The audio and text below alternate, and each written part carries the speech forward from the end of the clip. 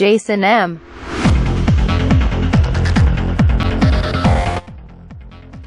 The Meizu M2 is Meizu's attempt of making an affordable phone that feels and works like an expensive one.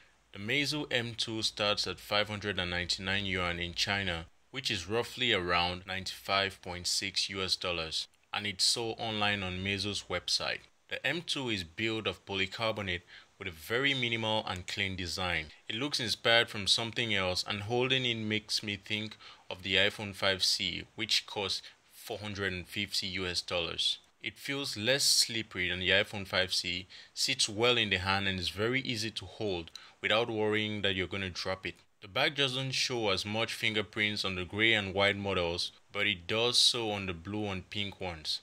At the bottom you have a speaker, a microphone, and a USB port. At the right side you have a power button and a volume rocker, and at the top you have a 3.5mm headset jack.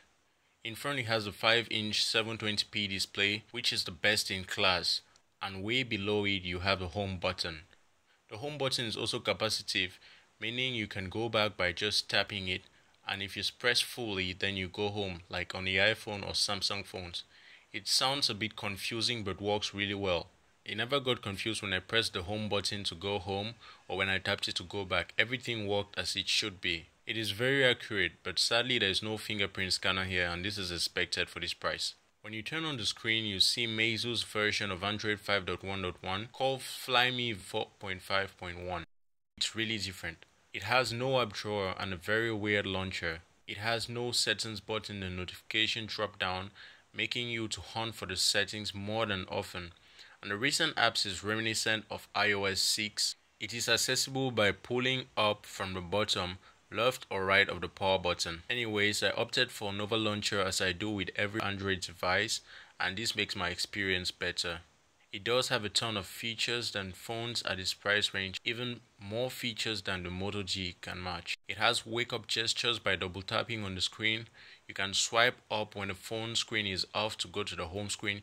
When the phone screen is off, you can also swipe down to get to the notification panel, and it also has custom gestures. You can open custom apps of your choosing with the assigned gestures in the settings.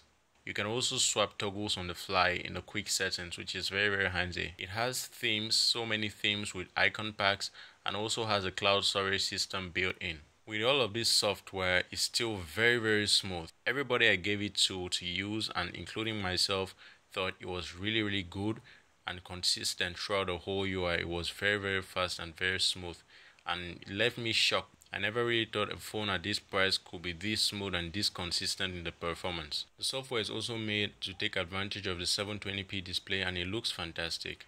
Honestly, I've never seen the 720p display this good, except maybe on the iPhone 6. But even at such a low resolution, it's almost impossible to distinguish individual pixels with the naked eyes. The fonts and icons are all optimized here.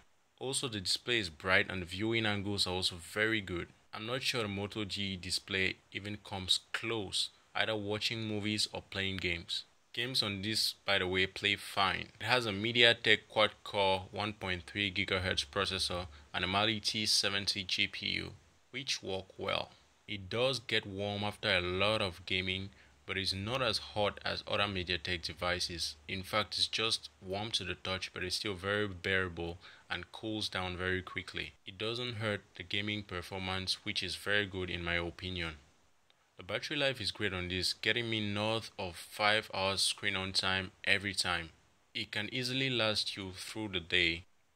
It also has custom power saving modes and even more power saving options in the settings. As for the camera, I will say it's very impressive.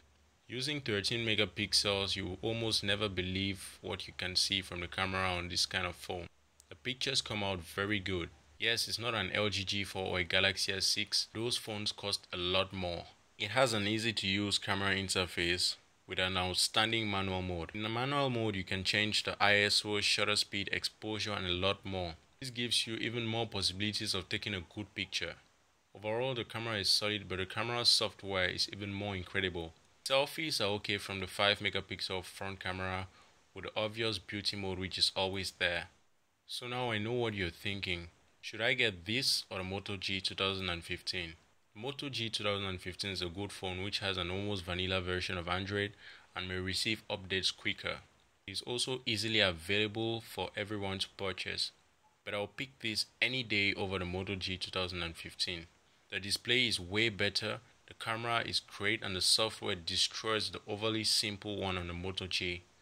It has dual band Wi-Fi A, B, G, and N, which the Moto G doesn't. Also, it takes dual SIM cards and a micro SD card up to 128 gigabytes.